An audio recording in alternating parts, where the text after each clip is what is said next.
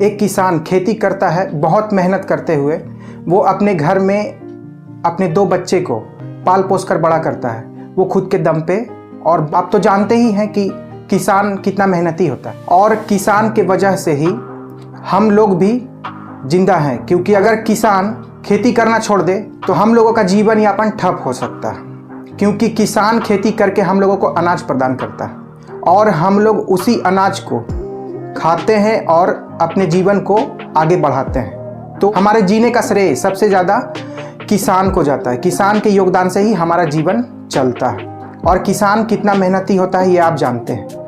किसान बहुत ही मेहनत करता है और वो अपने घर में 2 बच्चे को पाल पोस कर बड़ा करता है, लेकिन उसका बच्चा उसके मेहनत में, उसके खेत में, वो अपने पिता का खेती में हाथ बिल्कुल नहीं बटाता है। वो बहुत आलसी बच्चा होता है। तो एक दिन उसके पिता को रात में सपना आता है कि उसके खेत में कोई ऐसा हिस्सा है जहाँ पे कुछ सोने के कलसे में सोने की मुद्राएं और कुछ जेवरात उसमें गड़े पड़े हैं। तो ये सवेरे उठता है और अपने दोनों बच्चे को बोलता है कि बेटा ऐसा ऐसा सपना है, तो उस खेत में चल के देखते हैं। वो किसान जाता है अपने दोनों बेटों के साथ और वहाँ पे खुदाई करता है। कुछ देर खुदाई करने के बाद उसे सच में वहाँ पे एक कलसा मिलता है जिसमें सोने की मुद्राएं होती है और कुछ जेवर होते हैं पुराने ज़माने के गाड़े हुए, जो इस किसान को मिल जाते हैं। तो अब उस किसान को जो स्वप्न आया वो सच हुआ और सोने के मुद्राओं से भरा हुआ वो कलसा उसे सच में मिलता है। और उस सोने के वजह से उसके बेटे के जीवन में खुशियां भर जाती है, क्योंकि वो कोई काम नहीं करता है और उसके पिता का हाथ भी नहीं बटाता है खेती में।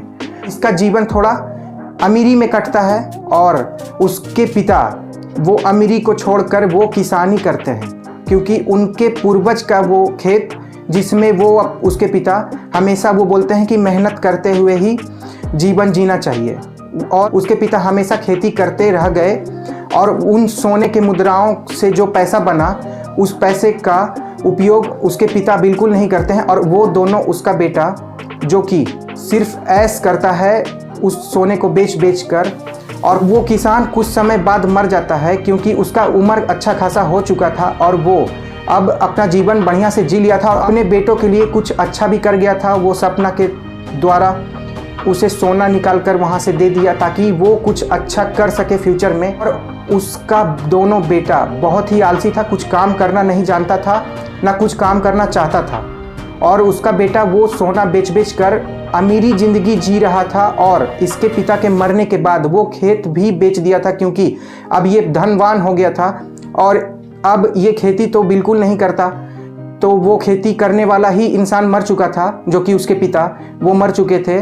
तो खेती करता कौन? इस वजह से वो खेत बेच डाला था और फिर अब सोना बेच कर ये अपना जीवन यापन कर रहा था और अमीरी ज़िंदगी जी रहा था। उस सोने से जो पैसा बन रहा था उस पैसे को सही दिशा में वो उपयोग नहीं कर रहा था। उस सोने से बेचे गए पैसे को बैठकर ये दोनों भाई खा रहे थे और अमीरी ज़िंदगी जी रहे थे। कोई अर्निंग सोर्स नहीं बना रहे थे ताकि कुछ पैसा बने। उस पैसे को डबल करने की चाह भी इनको नहीं थी, ना दिमाग उन्होंने लगाया कि इस पैसे से और पैसा कैसे बनाया जाए। ये बिल्कुल भूल कर वो सिर्फ अमीरी ज़िंदगी काट रहा था और पैसे को खर्च कर रहा था। 5-6 साल के बाद वो सोना खत्म हो गया और इनकी अमीरी में बहुत ही दिक्कत आ गई, क्योंकि अब इसके पास खाने के लिए ना सोना था और ना खेती बाड़ी करने के लिए खेत, क्योंकि ये खेत बेच चुके थे पहले ही। और अब रहा इनके पास मात्र इनका जो किस्मत साथ नहीं दिया, क्योंकि ये दिमाग नहीं लगाए उस चीज़ में। इनके पास काफ़ी पैसा था, वो अगर पैसे को सही जगह इस्तेमाल करते और अमीरी ज़िंदगी को बाद में फोकस करते और पैसे कमाने का सोर्स बनाते, कुछ अर्निंग सोर्स बना लेते, थोड़ा थोड़ा करके इन्वेस्ट करते कहीं अच्छी जगह जहां से इनको 2 पैसा रोज़ इनकम बनता, तो आज ये नौबत नहीं आती। आज इनके जीवन में इतनी समस्याएं उत्पन्न हो गई है, क्योंकि सोना भी नहीं रहा और अब इनके पास खेत भी नहीं रहा और ये कुछ अच्छी पढ़ाई भी नहीं किए थे कि इनको नौकरी लग सके, तो अब इनके पास कुछ नहीं बचा। अब ये भीख मांग रहे हैं और अपना जीवन यापन कर रहे हैं। इसलिए आपको भी बहुत मेहनत करना होगा अपने दिमाग को, और अगर विरासत में कुछ मिला है, किस्मत से अगर आपको कुछ मिला है, तो उस चीज़ को सही जगह उपयोग करें, सही दिशा में उपयोग करें और अपने दिमाग को सही तरीके से इस्तेमाल करें। क्योंकि अगर आपके पास कुछ रुपए हैं तो उस रुपए से रुपए बनाने की सोचें। उस रुपए को अगर आप खा जाएंगे तो वो खर्च हो जाएगा, खत्म हो जाएगा और आपके पास कुछ नहीं बचेगा। अगर आपको सोने का ताजमहल भी दे दिया जाए और आप अगर बैठ के खाने लग जाएं तो वो कुछ सालों में सोने का ताजमहल भी खत्म हो जाएगा, आपके पास फिर कुछ नहीं रहेगा। इसलिए सही जगह आपको दिमाग लगाना है और सही दिशा में पैसा लगाना है, ताकि वहाँ जहाँ इन्वेस्ट करें वहाँ से आपको अच्छा प्रॉफिट बने और संतुलित होकर आपका जीवन बढ़िया चले।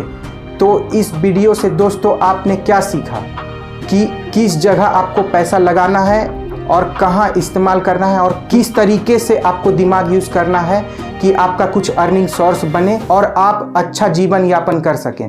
अगर बैठ के खाओगे तो खर्च हो जाएगा, खत्म हो जाएगा और आपके पास आने वाले समय में कुछ नहीं बचेगा और आप बाद में कुछ कर भी नहीं पाओगे। आपके पास सिर्फ रोड पे आने के बजाय कोई रास्ता नहीं बचेगा।